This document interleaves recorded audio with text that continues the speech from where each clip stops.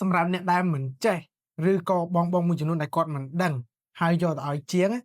គឺវីដេអូនេះគឺមិនបាច់ចាំយកទៅឲ្យជាងទេសម្រាប់បងមួយដែលគាត់ប្រើជាមួយនឹងកុំព្យូទ័រហើយប្រើជាប្រភេទ Windows មានការដាច់ license ទៅលើ Office បងប្អូនអីគឺពិបាកខ្លាំងមែនទែនដឹងតែរត់ទៅរកជាងឬក៏រត់ទៅរកអ្នកដែលចេះ IT ហើយប៉ុន្តែក្នុងវីដេអូនេះគឺខ្ញុំសូមមកបង្ហាញជាមួយនឹង file មួយបងប្អូនគ្រាន់តែចុចតែបន្តិចទេគឺអាចប្រើការវិញបានរហូតដល់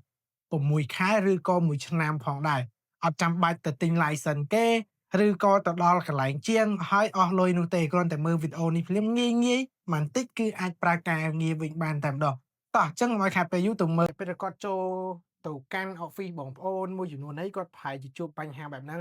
ហើយបងប្អូនមួយចំនួនគាត់ដែលគាត់ប្រើ Windows គាត់ប្រហែលជាធ្លាប់ជួបហើយអញ្ចឹងសម្រាប់បងមួយចំនួនដែលគាត់អត់ទាន់ជួបឬក៏បងមួយចំនួនដែលគាត់អត់ទាន់ចេះចឹងមើលវីដេអូនេះគឺដឹងថាត្រូវម៉ាច់ហ្មងនេះគឺវាដាក់ថាដាច់ license ជាមួយនឹង Office បងប្អូនចូលទៅប្រើការងារអីក៏អត់កើតដែរឥឡូវមកខ្ញុំចុច cancel លេខ1ហើយខ្ញុំត្រូវការ connect សេវាបងប្អូនមើលតិចខ្ញុំដាក់ទៅលើសេវារបស់ខ្ញុំ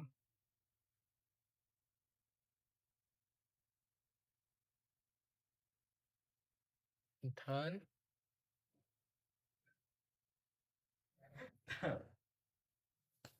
ចឹងខ្ញុំត្រូវការ connect វាបានហើយឥឡូវខ្ញុំត្រូវការចេញមកវិញសិនចូលទៅកាន់ Windows ចឹងខ្ញុំត្រូវការចូលទៅក្នុងMicrosoft Office បងប្អូនមកហើយចូលទៅប្រើអត់កើតទេគឺវា load បែបហ្នឹងហើយនេះ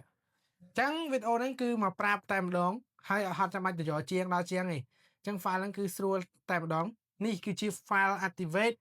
Windows បងប្អូនមើលឃើញទេបើតាមខាងនេះខ្ញុំបង្ហាញហ្នឹងខ្ញុំ free តែម្ដងគឺអត់មានការនេះជាមួយនឹងការ activate Windows Windows 10 Windows 10អានេះ server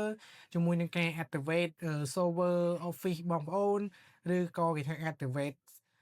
SATA ស្អីគេនេះហ្នឹងហើយបងប្អូនចុចទៅលើលេខ3មួយមកចាំតិចវាកំពុងតែដើរទៅហើយនេះគឺវាកំពុងតែដើរមកបងប្អូន